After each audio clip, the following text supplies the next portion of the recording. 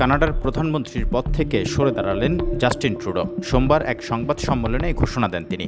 Justin Trudeau বলেছেন, দল নতুন নেতা নির্বাচন করার পর দলীয় প্রধান ও প্রধানমন্ত্রীর পদ থেকে ইস্তফা দেবেন তিনি। লিবারেল পার্টির নেতা জাস্টিন ট্রুডো 9 বছর ধরে কানাডার প্রধানমন্ত্রী হিসেবে দায়িত্ব পালন করছেন।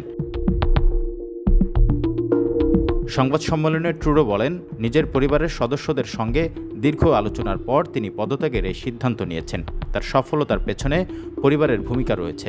গতরাতে নৈশভোজের সময় সন্তানদের কাছে তিনি পদত্যাগের সিদ্ধান্ত জানান।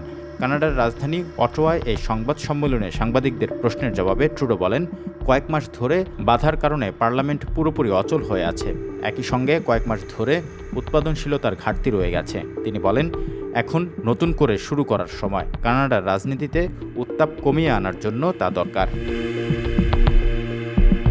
তৃতীয় মেয়াদে প্রধানমন্ত্রীর দায়িত্ব পালন করে চলা ট্রুডো বলেন, দেশীয় ও আন্তর্জাতিক অঙ্গনে এই জটিল সময়ে দেশকে সঠিক পথে পরিচালিত করার জন্য পার্লামেন্টে একটি নতুন শুরু দরকার। আগামী 24 মার্চ পর্যন্ত পার্লামেন্ট অধিবেশন মুলতবি ঘোষণা করেছেন তিনি। সে পর্যন্ত লিবারেল পার্টির নতুন নেতা নির্বাচন করা হবে। ট্রুডো 2015 সালে লিবারেল পার্টির প্রার্থী হিসাবে নির্বাচন করে প্রথমবার কানাডার প্রধানমন্ত্রী নির্বাচিত হয়েছিলেন।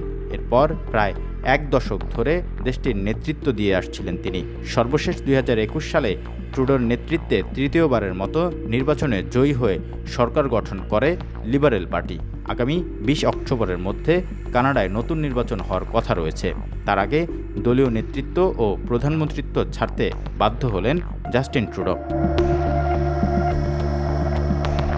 পদত্যাগের জন্য বিরোধীদের পাশাপাশি নিজ দলের মধ্যে থেকেও ট্রুডোর উপর চাপ বাড়ছিল। এখন ট্রুডোর উত্তরসূরি কে হতে পারে তা নিয়ে আলোচনা চলছে। সেই তালিকায় ট্রুডোর সরকারের সাবেক উপপ্রধানমন্ত্রী ও অর্থমন্ত্রী ক্রিস্টিয়া ফ্রিল্যান্ড এবং কেন্দ্রীয় ব্যাংকের সাবেক কর্মকর্তা মার্ক কার্নির নাম আলোচনায় রয়েছে। সাবেক অর্থমন্ত্রী ক্রিস্টিয়া ফ্রিল্যান্ড গেল ডিসেম্বরের মাঝামাঝিতে পদত্যাগ করেন। এরপর থেকে পদত্যাগের জন্য ট্রুডোর উপর চাপ বাড়তে থাকে।